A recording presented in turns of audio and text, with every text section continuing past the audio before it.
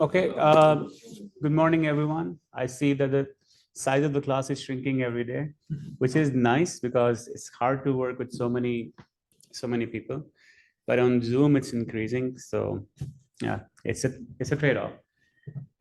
Last class, someone asked me to talk about TechCrunch. Have I spoken about TechCrunch before in this class? No, okay. So TechCrunch is there's a blog called techcrunch.com, and it's based in San Francisco, USA. And what they do is every year they organize like a startup competition and invite startups from around the world. And obviously you have to apply for that. And then they are like, since it's based in US San Francisco, it's like you get like so much attention because that's where most of the startups are up and coming. And so what we did was my startup also applied for TechCrunch startup. There's like the startups kind of compete with each other. First of all, you have to get in. So that's the first competition. The second competition is that you have to present and pitch over there. And then if you, yeah, it's like a competition. And then the first startup, the one startup which remains in the end, they kind of win the whole thing.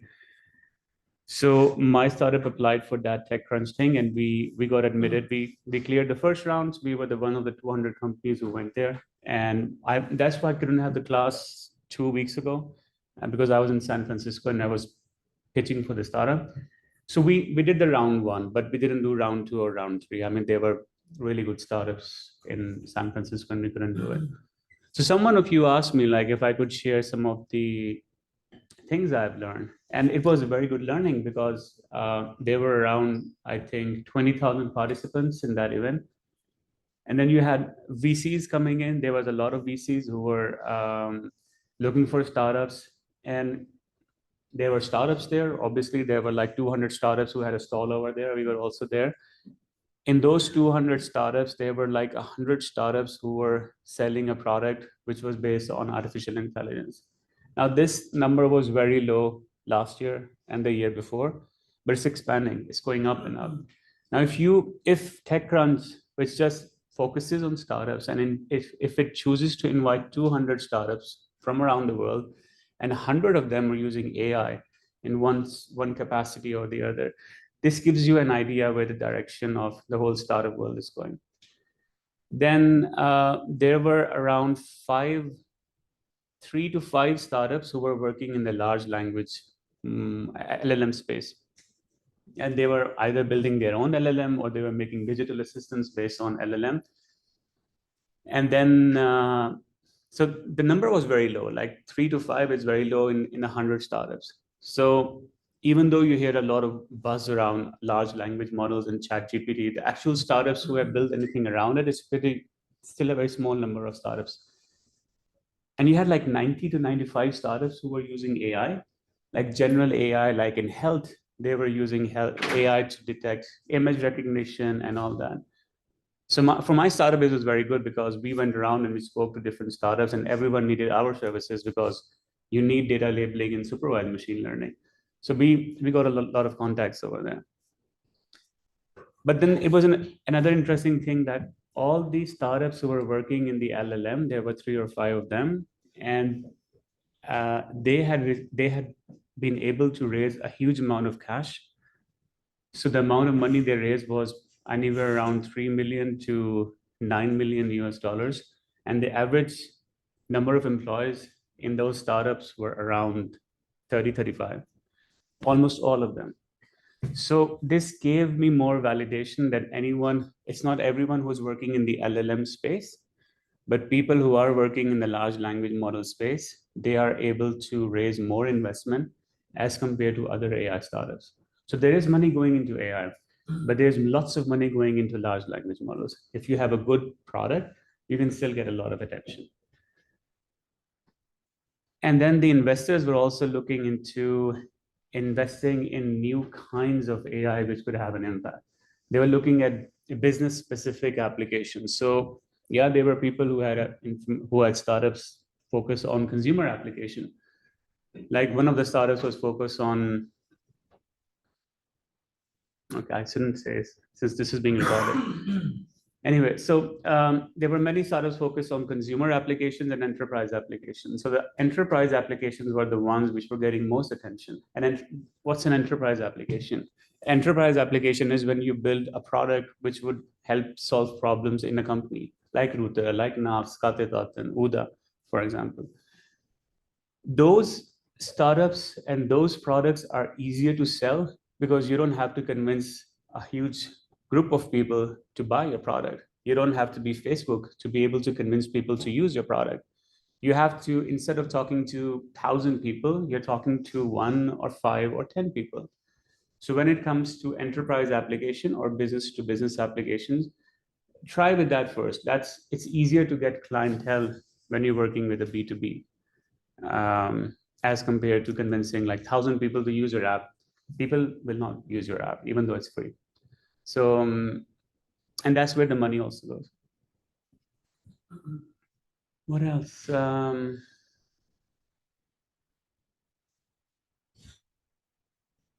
Yeah, that's actually it. I mean, when you are there, there's always someone trying to sell you something, but that's like the whole startup business, right? You have to hustle every day. But it's a very great experience. If you ever get the opportunity to do an exchange semester somewhere in the US, try to do that. That kind of learning is hard to get in Scandinavia or in Europe in general, because we have a different kind of system. We have protection by EU and EU regulations, different kind of regulations over there. So the amount of people, like 300 million people living in one country, and as compared to Norway, very small. And so the amount of impressions you get and amount of understanding you get in tech is something is hard to get while living anywhere else in the world, I would say. Okay, so back to our class. I'm going to do a quick recap of what we did last time, because that is going to build the foundations for what we're going to study today. So 5 to 10 minutes, I'm going to focus on the supervised machine learning part.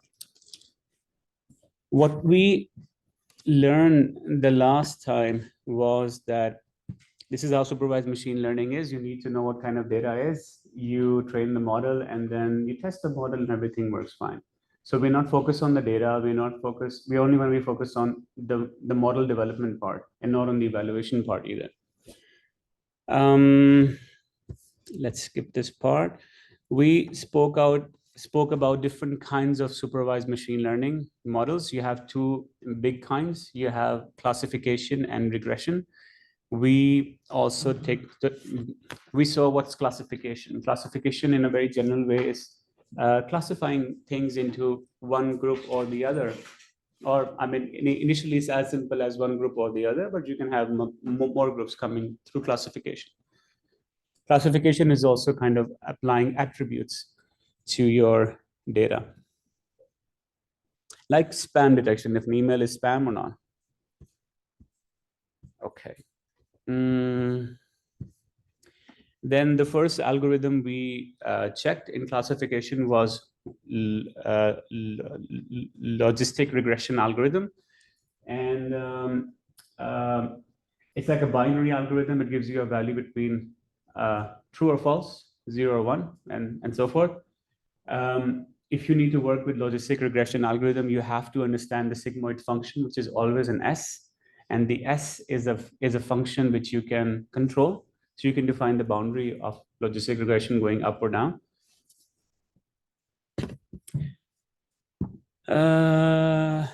Right, it's used in spam detection, diabetes, cancer detection, so on. We also had a quick overview of how would, if I were to give you an assignment to develop an supervised machine learning model, how would you do that? And that would be start with the data, transform the data from anywhere from 0 to 1. And how would you do that? By using the function, which would be sigmoid activation. And then you define the decision boundary, and decision boundary is basically your prediction score. You can have a 50-50 prediction score, or you can say like, okay, I think it should be 40% or 60%, but by standard, everyone uses 50-50. So start with that.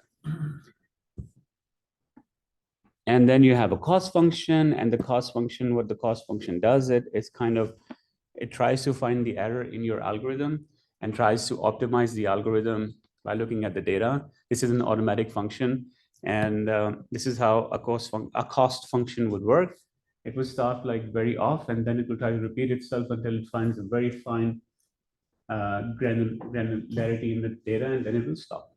You don't have to stop; it will do everything on its own, but you have to call it. Yeah. So that's that. And then we finished the whole lecture on naive Bayes classification algorithm. So today we're going to talk about naive Bayes. Any questions so far? Any confusions? So this was the only algorithm which we actually went into a lot of details. In naive Bayes, we're going to check some parts of it, but not go into that much details as we did now. Okay, I am going to stop sharing my screen. Okay, everyone on Zoom can see me, right? Sorry, see the presentation. Yeah, okay, good.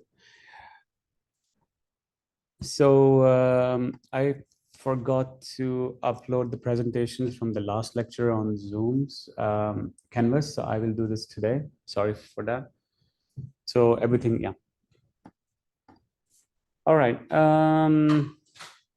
Two types of supervised machine learning, classification and regression. And then inside classification, we'll talk more about the naive Bayes because we have already discussed the other one. Okay, so the thing about naive Bayes is that the way it works is that it will assume that certain characteristics in your data is not related to the other kind of data at all. How would you explain it? So let's take a look at, okay, so let's read the example, which is, oh, it's kind of cool. So let's say like a dog and squirrel, okay? You're looking at two animals, a dog and a squirrel. And a dog and a squirrel, if you compare, a naive Bayes algorithm will think that a dog and squirrel are the same kind of, it's the same kind of entity if you give that algorithm that information. Now we know that a dog and a squirrel are very different from each other. But what naive Bayes does is it looks at certain characteristics of the, it looks at certain characteristics of one data set, and then it look at certain characteristics, and if those characteristics match to a degree of certainty, like, okay, 50% match, 60% match, or even 40% match, depends on the threshold you define, then it will say like, this is the same object. And that's the same thing, like if you give it an image of a dog and a squirrel, it will say like, I think it's the same entity. And the reason it's the same entity is because a squirrel also has 4 legs, a dog also has 4 legs, a squirrel has a tail, a dog has a tail. So based on these characteristics alone, it will say like, I think to a certain degree of certainty that these are the same things. But then you can change the threshold, and you can say like, no, look for more similarities. Now, when the algorithm starts to look for more similarities, then you are now looking at a different kind of shape. The dog's tail is not that hairy, squirrel's tail is more hairy.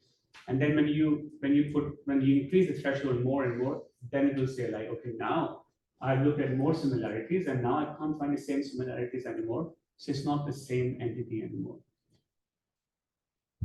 But naive Bayes algorithm is pretty cool algorithm to work with, because if you just want similar things, like just to identify the most similar content in your data, you should work with a naive Bayes algorithm, because it can look at your data and say immediately like, I think this is similar because of this and that. Last time we discussed the example of a fruit, that fruit, yeah, anything which would be round or have a specific size would be considered a fruit, even though it's not a fruit. It could be a vegetable, or it could be like a ball, for example. I showed you this image. So a naive Bayes algorithm, which is trained to detect like a ping pong ball, would actually also think that the eggs are also a ping pong ball because they kind of have the same shape. They're white in color, and yeah. And it kind of says this is 100% confidence that this is that. And on the other hand, the way it can go wrong is also by looking at dog images and this particular kind of breed, which would be similar to the food, for example, right?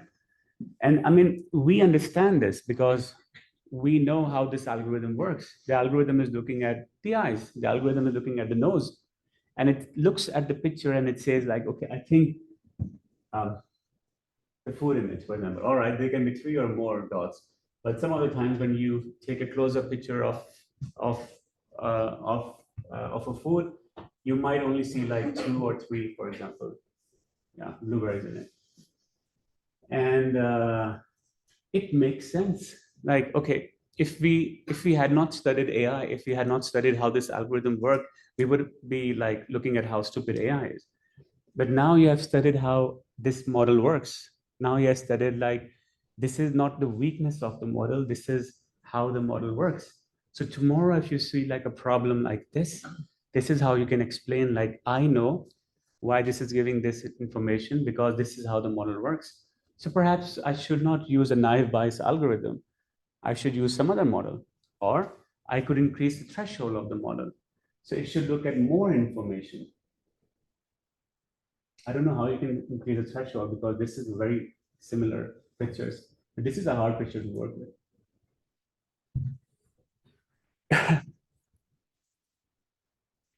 But you know, this also opens up the possibility for uh, racism or bad use of the data, because when you can compare people with certain other objects, then you kind of piss off people when you create these kind of algorithms.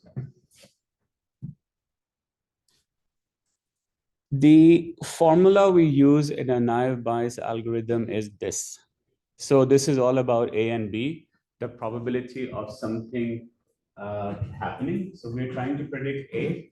Consider that we already know that B has already happened.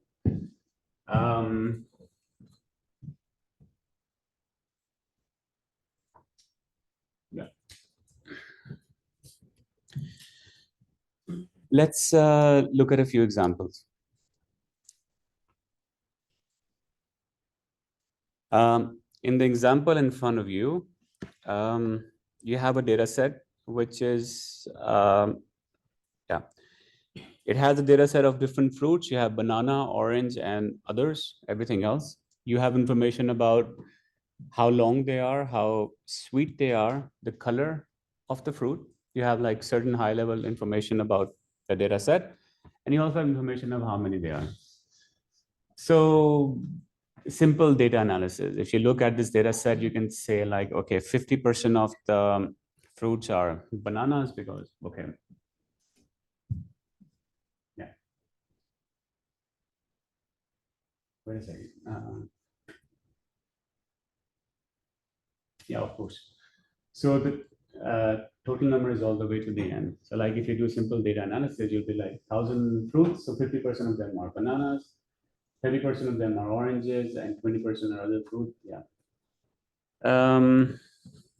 Then, yeah, then we can get more information. So what we are doing right now is feature engineering. We're looking at the data set and we're trying to extract features. So we're also saying like, okay, long, sweet, and but that's not feature engineering, that's already there.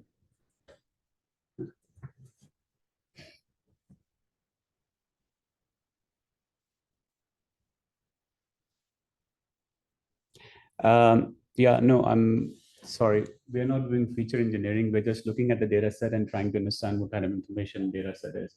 Because feature engineering is always the information which is not presented to you. And you look at your data set and you try to get more information. Yeah. Okay. So this is the data we have, and we are going to use a naive Bayes algorithm on this data set. So let's start with we know the features of the fruit, and now we want to predict the class of the fruit. The class being like, okay, if it's a banana, if it's an orange, or some other fruit. Now, the only information we're going to get is that if something is long or sweet, what kind of fruit would that be? So that's what we're trying to predict using this equation. And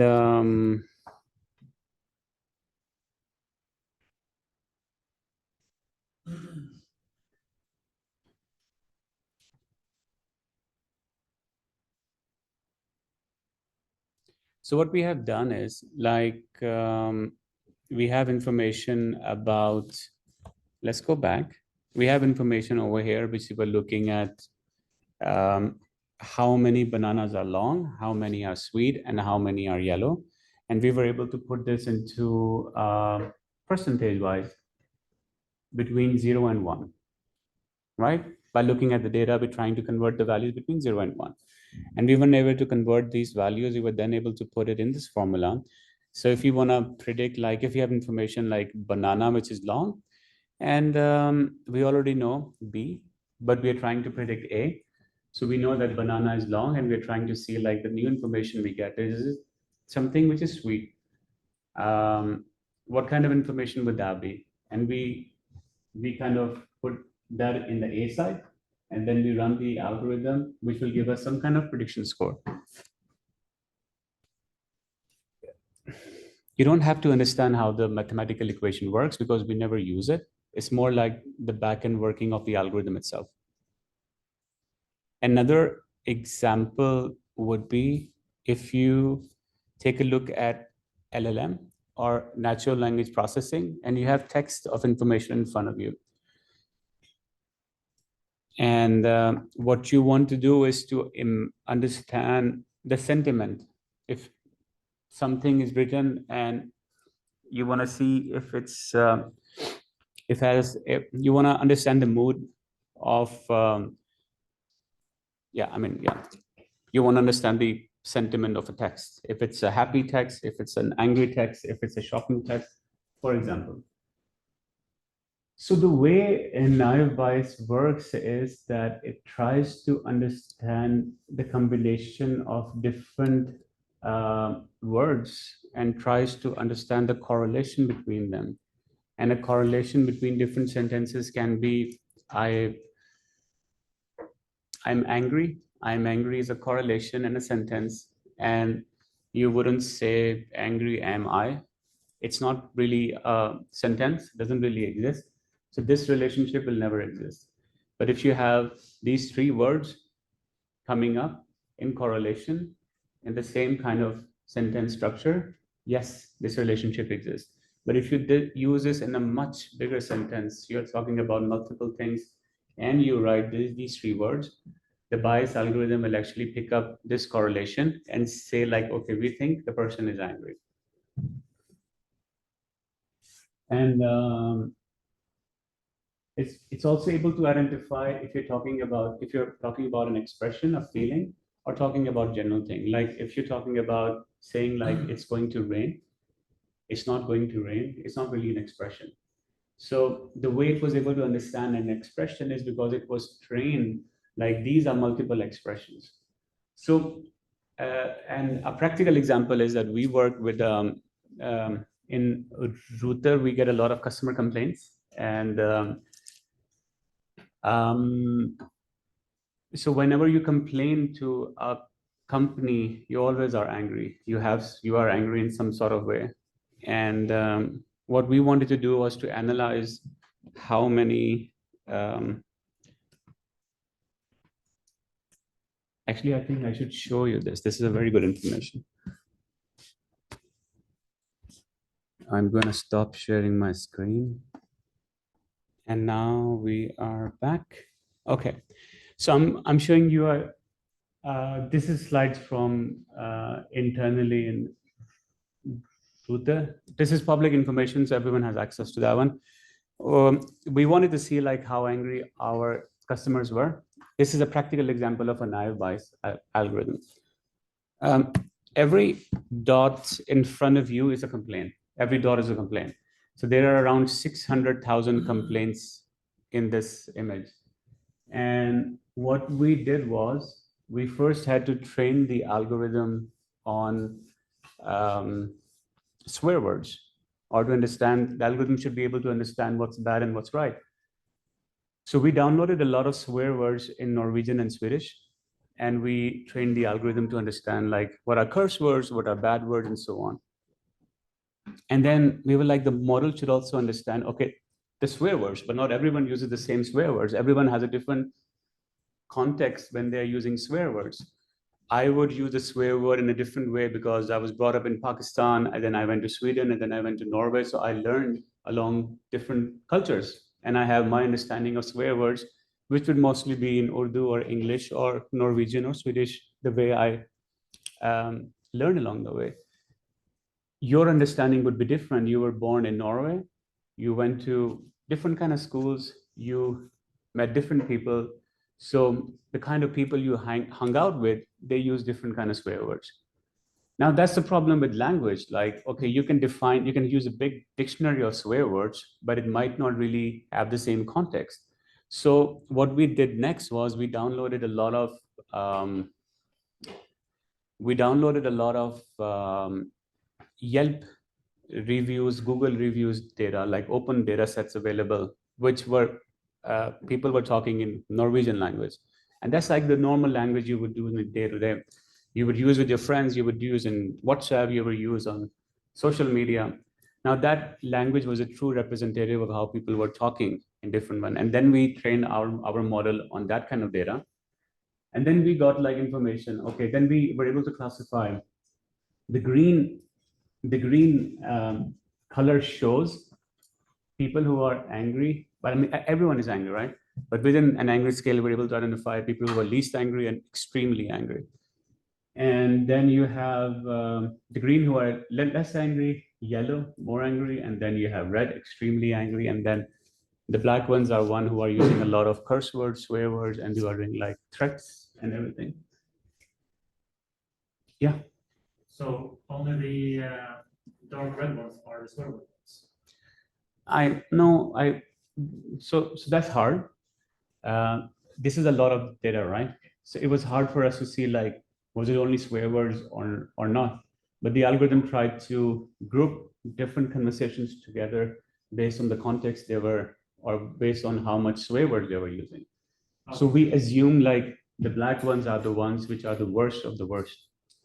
Okay. So the green ones still have swear words in them. The green ones do not have swear words in them. Oh, okay.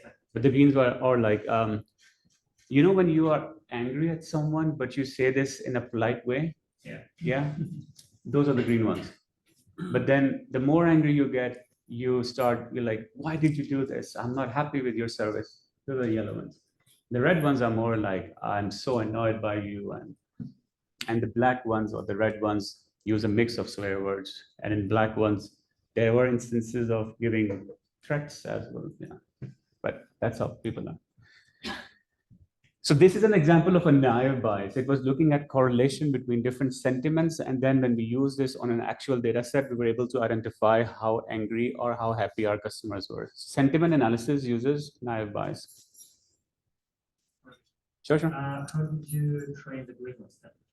No, it's the same. How do you like know? Oh wait, never mind. Like if every single thing is an angle. So that's the thing, like you have to focus on the data you're going to use to train the algorithm. And in our case, we had three kind of data sources: the swear words, the Yelp reviews, and the Google reviews. When we trained the model, and then we picked the model, which was a naive bias algorithm, then you leave it to the model to classify and say, like, we think these are the least problematic complaints. These are more problematic and more. We then use this data to map it on a map of Oslo and Beacon area. And I mean, obviously, the place where you have more people going in, you will have more complaints. But I'll show you how this was very useful for us. We then build a tool around it. And what this tool does is that you can click on a bus information, like a bus number 100. And you click on a bus number 100, and it will show you the whole path of the bus, like where it started from. It started from all the way from Lillestrøm and then all the way to Oslo bus terminal. This area is hidden because these are actual complaints, and due to privacy restrictions, we can't show it to everyone. But what this algorithm did for us was that we were now able to see exactly where the problems were originating. You can see the history, right? You have the bus journey starting, and then all the way in that Strømmen area, you had a few huge problems coming up. You then went down, and then Alnabru, huge problems, and then for some reason, Oslo is green. We know Oslo is not really green. When people get up, they have a lot of complaints. And when so this is an example of a naive bias algorithm working in the backend, and it kind of gives us the right information, which enabled the whole team, customer service team, to be able to see what the problem was, what happened at a given instant.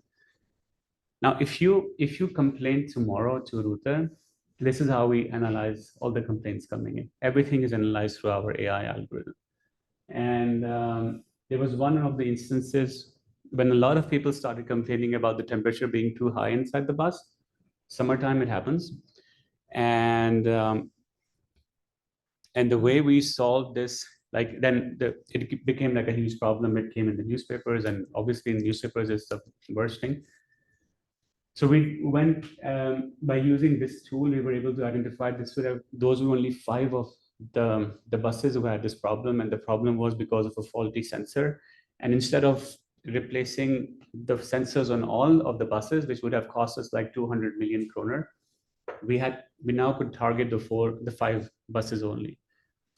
This was possible through this algorithm, naive bias algorithm. We had a lot of complaints coming in. We were not able to get those insights. Now we were able to get those insights through sentiment analysis, a very small thing.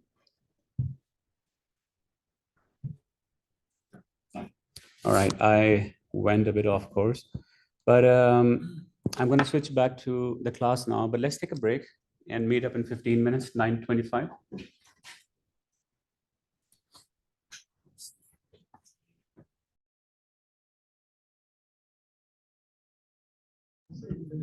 Okay, let's get back to it. One thing we discussed in naive bias is that it will try to understand different occurrences and try to give you the classification on why it thought like the algorithm was giving specific sentiment. So if you have an information in which it kind of, yeah, I mean, you have those kind of text, right? And so let's say you write a sentence and you include everything on the text written over there. It will just try to find different kind of occurrences for the specific mood, and then it will tell you like, okay, I think this information is about mood, or this information is about just general information.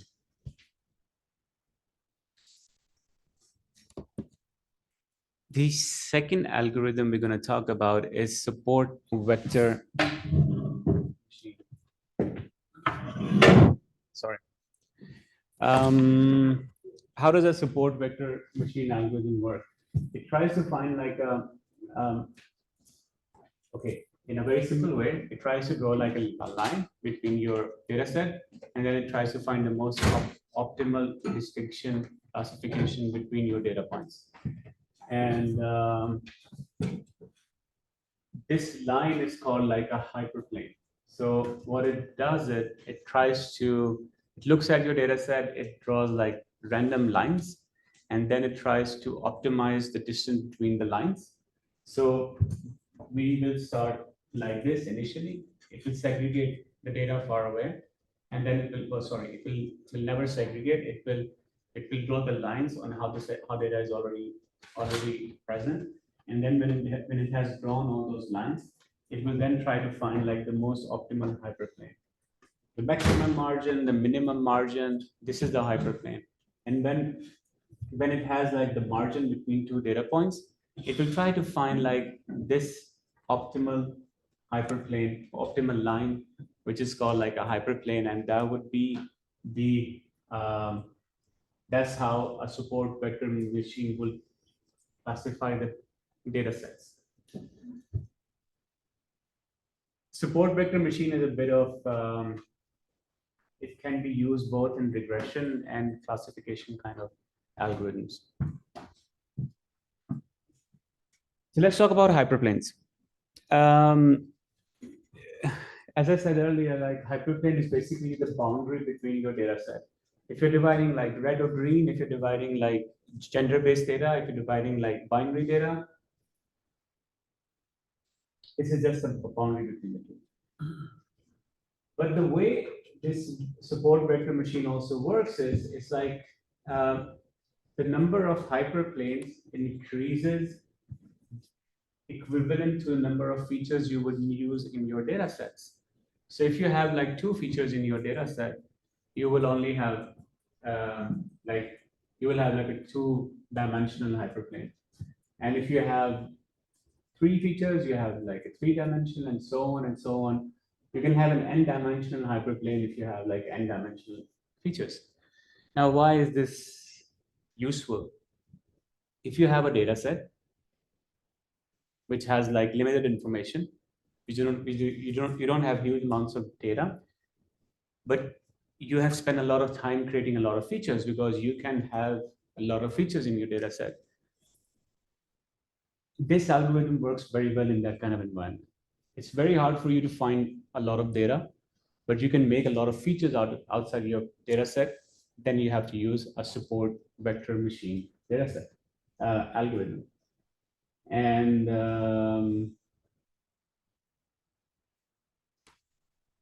the features can be 1,000 features. In some of our examples in Ruther, we're using like 100 features for certain algorithms. 100 is an average number you would use for production algorithms.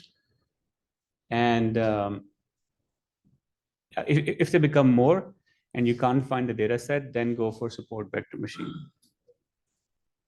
Now, it's used to detect like cancer cells. And the reason why you use it in cancer prediction is because if you are classifying the data set into multiple planes, like you start very simple, you start by looking at how far data points are.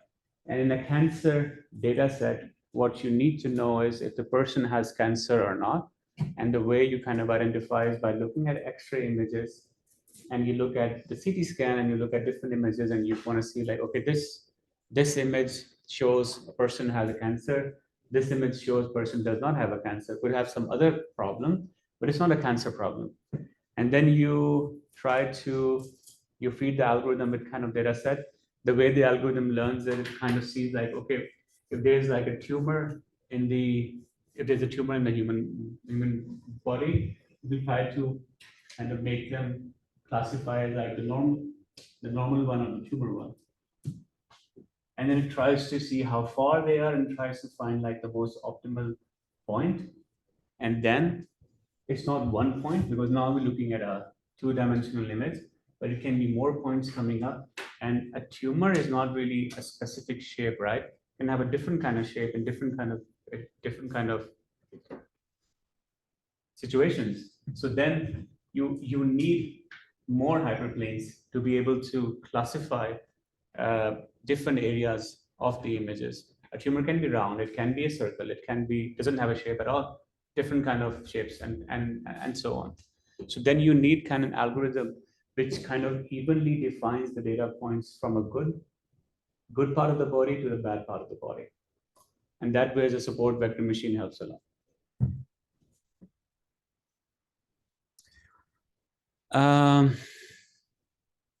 Yeah, and I mean, they use them in face detection, image classification, handwriting detection. Now, all of these use cases are complicated use cases. You have a face, which is complicated.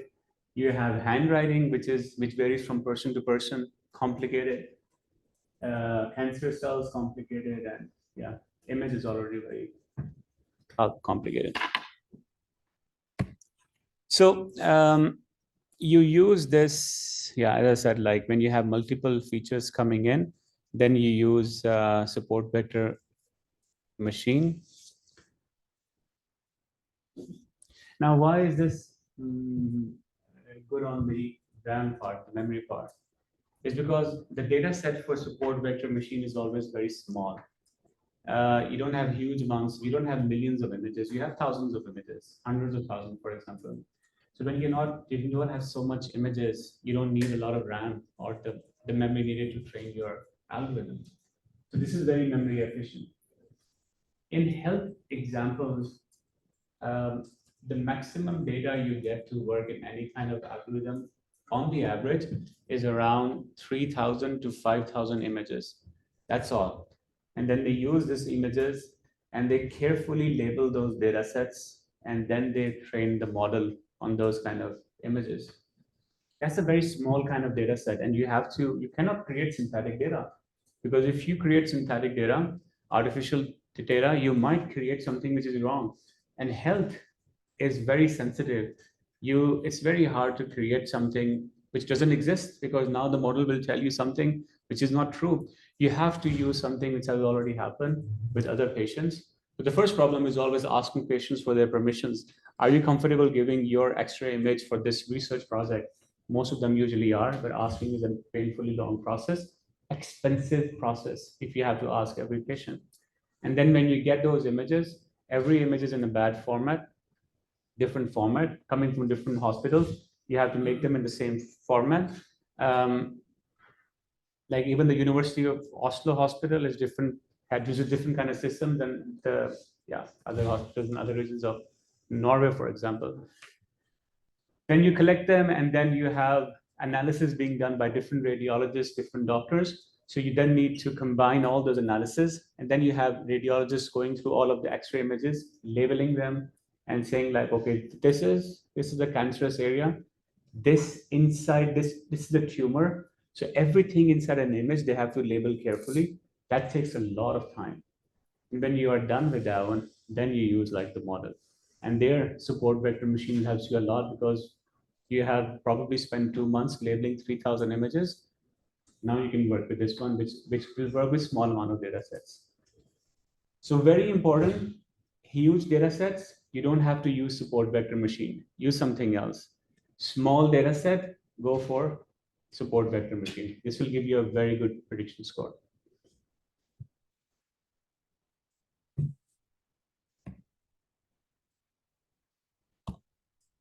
Oh yeah, and another example, another very important thing, a practical thing. It uses a high training time. There are multiple complexities involved when you have multiple features. So when can you have a huge training time for your model? When your data set is very big and you have lots of data and you want to train your model, you can use a lot of training time. When we were creating Router GPT, we used around 12 hours to train the model, which was a 7 billion parameter model. It's a huge model. And we just trained it, and we had to use like 12 hours straight. And this is the best of the best machine we could rent from Amazon. So training time is huge. But that's because the data was huge. 7 billion parameters, a huge amount of data set. But in this model, data set is small, 3,000 images only. But there's a lot of complexity in these images. You have a lot of features in these images. The complexity of the features will mean that a model needs to understand all those features and relationships between them, build all the hyperplanes, and the training time would be high for this kind of model. So if you want to work with this one, your computer will be stuck for a few hours being trained for this kind of model.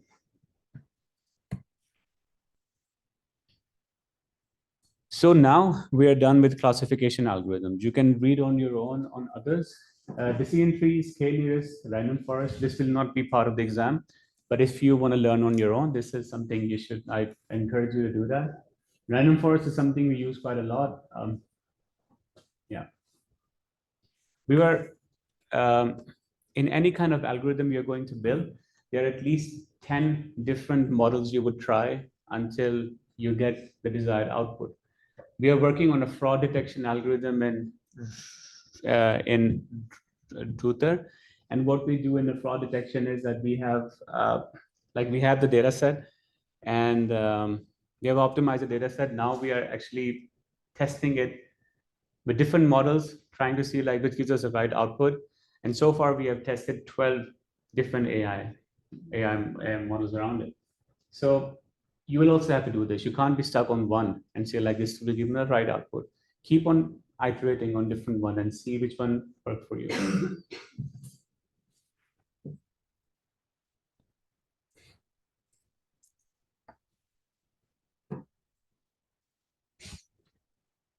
Okay. Any questions on classification before we jump on to regression? All right. So the way regression is different from classification is like classification would divide it into put attributes and divide it by saying like this or that, true or false, male or female, one thing or the other. You can have more than two values. It should be this, or that. Regression, on the other hand, is a continuous value. So it's not going to tell you if it's true or false. It's going to tell you, okay, what. So instead, if you look at a real world example, if I were to predict if it's going to rain tomorrow or not, I would use a classification algorithm because I want to see true or false, it's going to rain or not. If I were to predict the temperature tomorrow, what kind of temperature would it be? I would use a regression algorithm because this is a continuous value. Now, my regression algorithm will give me a range of different temperatures. It will give me a prediction based on every hour or every day for the next 3 days or 1 hour. That's a continuous value being predicted. So I know exactly how much the temperature would be every hour or every day coming forward. That's regression. When we're not looking at discrete value, you're looking at a continuous value.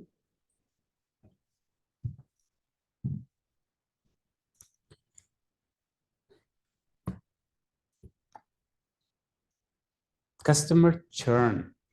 Customer churn is something which means that if you are a private company and you have some customers, you're Amazon, and people, and yeah, my kids, and you have like customer churn is that if you have a company and you have customers coming to your platform using your services, there is a huge chance they'll stop using your services. That's called churn. They're leaving your business, going to your competitors. Telia has a churn because some people would switch to Telenor. So people leaving are a churn. So I'm going to ask you, the business case, customer churn.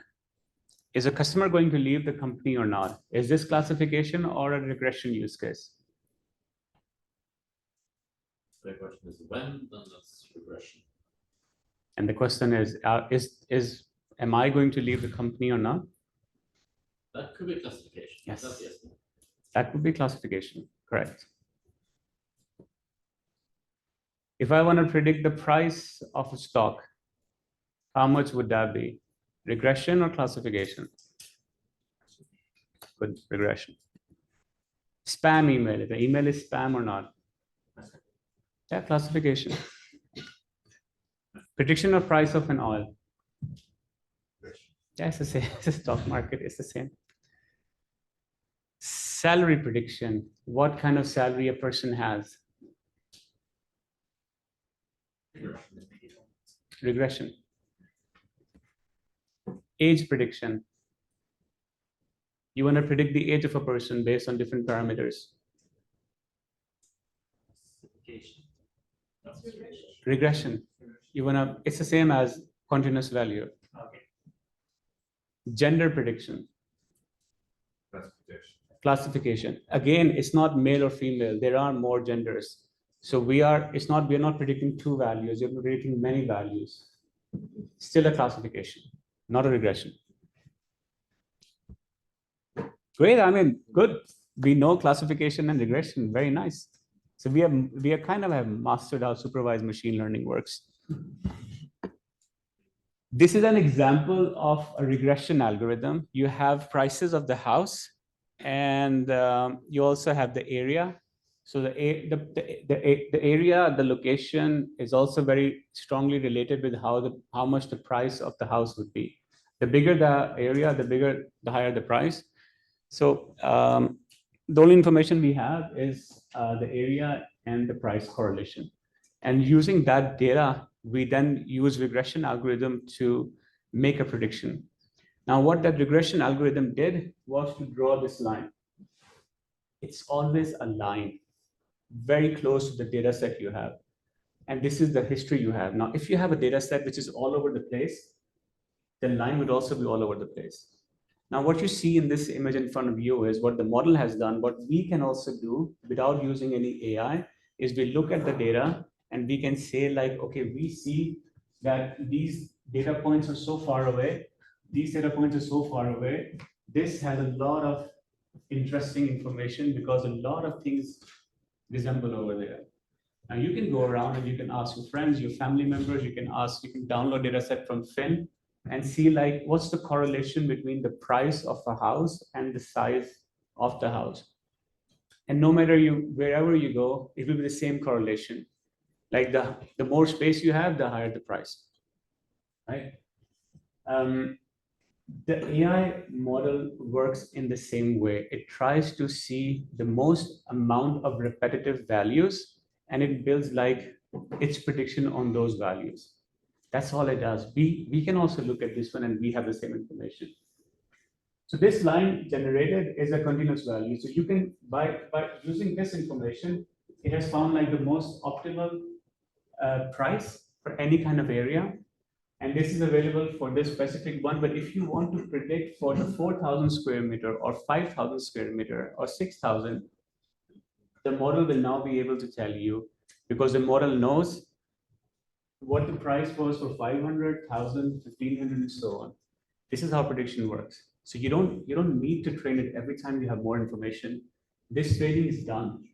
And you can use this all the way to 100,000 or 1 million. We can't do that. We can do a prediction for the next 4,000, 5,000.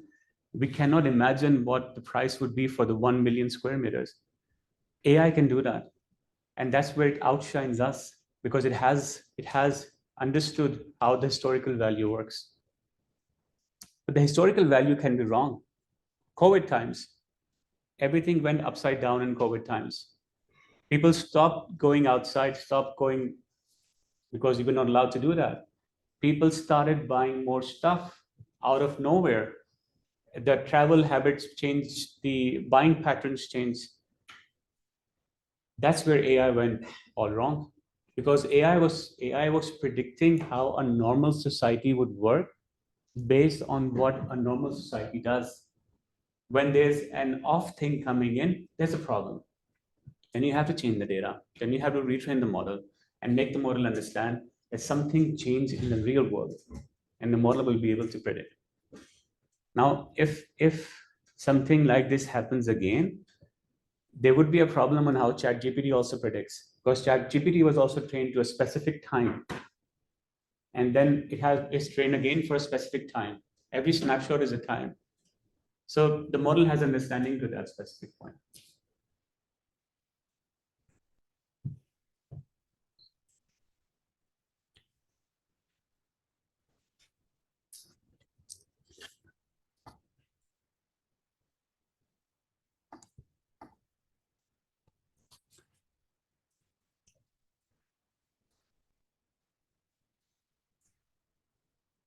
So we spoke about prediction in a regression algorithm, but regression is also used for time series.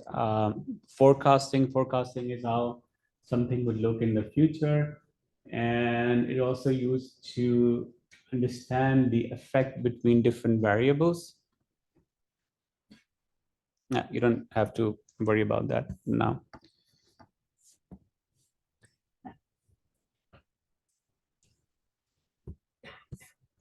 We do have different this is like a high level difference between a regression algorithm and a classification. I mean, everything we have discussed everything on this slide, but this is important for the exam because you could be asked difference between classification and regression. So please read it.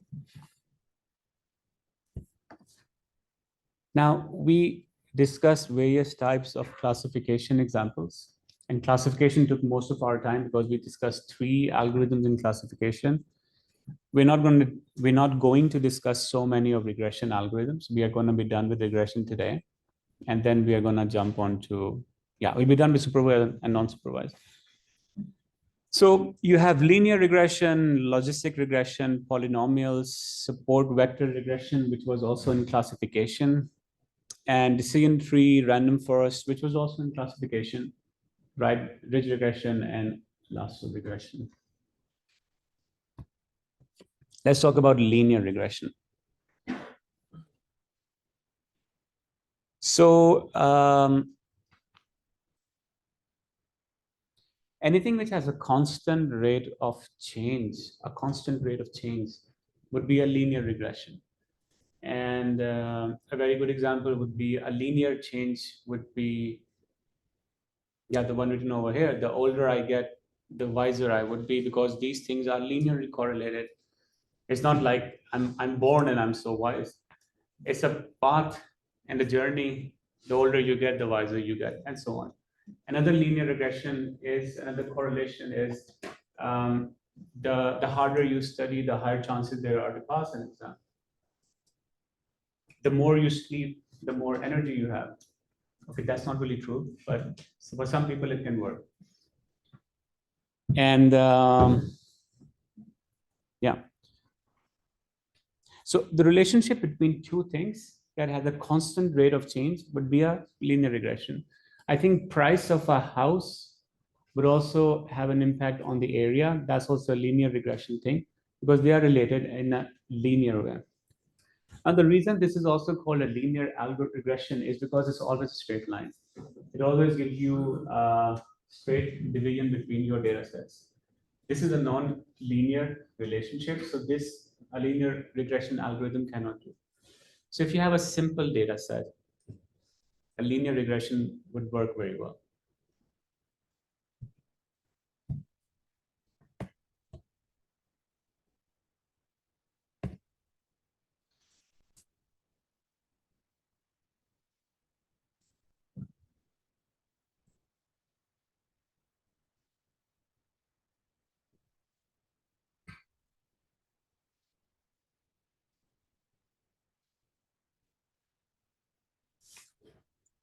Yeah, I mean, the formula it uses is very simple. It's like y equals to a plus bx. We want to predict y, and y could be a salary for an employee. X would be the employee's age, but a and b are the coefficients. So everything around here is actually a coefficient on the data set. And this is how linear regression would work. You have multiple iterations. Again, the model works from a very off point. So it can start all the way from down here or up there, and it will do multiple iterations until it gets all the way. It finds the most optimal path or most optimal dependency between the data set.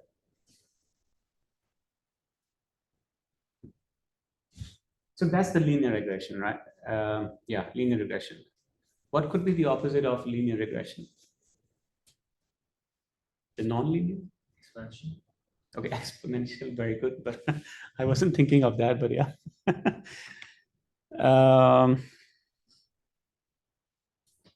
Exponential.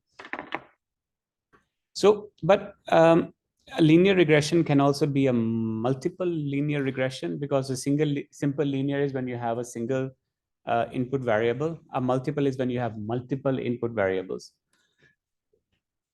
I don't think you will work more than simple linear regression. Multiple is kind of a hard use case. But when I was talking about what could be the opposite of linear, this is, well, it's not the opposite, but this is more like a polynomial regression. This is an extension to the linear regression. And the way this works is that it does the same thing as a linear regression, but instead of having a straight line, it's more of a curved line. If your data set is more complex and you need to find patterns, it's all over the place. A polynomial regression will actually help you more because then it kind of finds a path according to your data set. So, I would probably start working with a polynomial one because you don't really know what kind of characteristics your data set has or kind of complexity it can get in the future.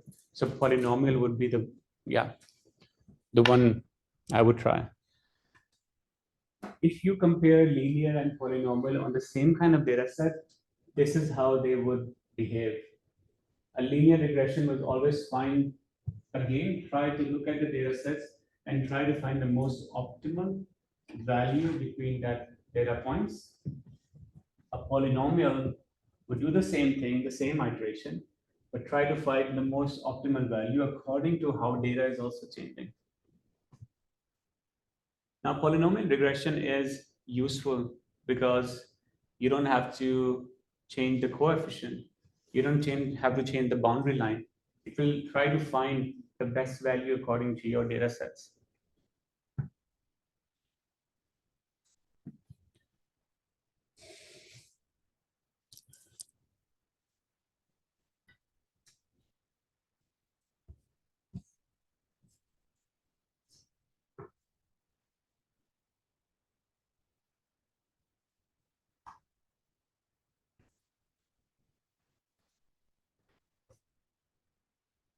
And now we're done with supervised machine learning. How was it? It's kind of boring to go through the models and understand their mathematics and see how they work, even though you are not going to ever change the mathematics or the equations behind it. You would change it if you are working for a research company like OpenAI or Facebook. You would then create models of your own. Then you need to know the maths and the statistics behind it. But I'm not good at math. I never wanted to have a job like that. So for me, it was good enough to know the mathematics behind it and then to use the model in different kind of calculations. So it's your interest how you want to pursue it. I was asked a question in the break regarding the final project. And there are two kind of final projects we are considering right now. One of them is more of an entrepreneurial side. So what we are thinking is to give you an final project by saying like, the last year, what we had was very easy because we gave everyone like a final report and we asked them to make a final report and write something on AI. And then ChatGPT came up and then everyone was like, oh, we can't use that anymore. A lot of courses are going through that change. I don't know if they have introduced it. But what we were thinking was perhaps give you a project that you could use ChatGPT and you could build like a business model on top of ChatGPT. And a business model would be anything like make a very thin application on top of ChatGPT and create something which you could be selling. That's one of the projects. The other project we were thinking of doing was there are three kind of large language models which are being developed for the Norwegian society. One is Router GPT. The other one is Norway, that's being developed by NTNU and Schibsted. And the third is Norsk GPT, that is being developed by my startup. So we were thinking of picking either all three of them or one of them and giving all of you access to that model and teach you how to work with prompt engineering and give you like a use case. Like you need to evaluate the model based on this, and this criteria. And you do different kind of evaluation metrics. Now, both of those projects are very interesting. The first project is interesting because if you are not using ChatGPT, not everyone is using ChatGPT. If you're not using ChatGPT, you'll start using ChatGPT, and then you will try to build a business out of ChatGPT. And this is more of a practical way on how, if successful, you could probably launch your own startup or not. But it will give you an idea on the positive and negative aspects of LLM technology. The second one is more of a technical point of view, because if you want to know the nitty-gritty details of how an LLM model works, how you can optimize the model, how you can test it. This is how ChatGPT is also tested, by the way. You have multiple people testing it with different kinds set of criteria, and then you have an evaluation coming out, which is then given back to the programmers, and they improve the model. So second project is more useful in that way that you will learn how to work with LLMs. You will learn how this whole process works.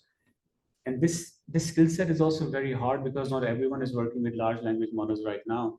Only a few selected people are. So what do you think? Which one would be relevant for you? The second one. Second one, yeah. Both sound very good. Both sound, yeah. But we can't have All. All? All. Yeah, I could do that. Because I'm open for both of them.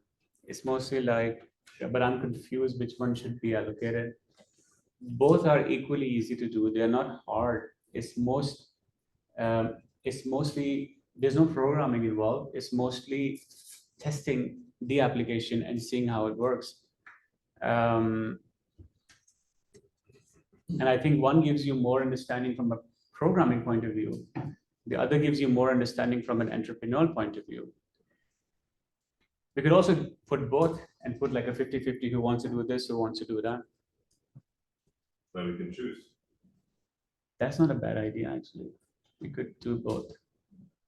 I need to check with my boss if I'm allowed to do that, and then I'll do that. Okay, good. Yeah, I don't have anything more. So let's finish up. Thanks.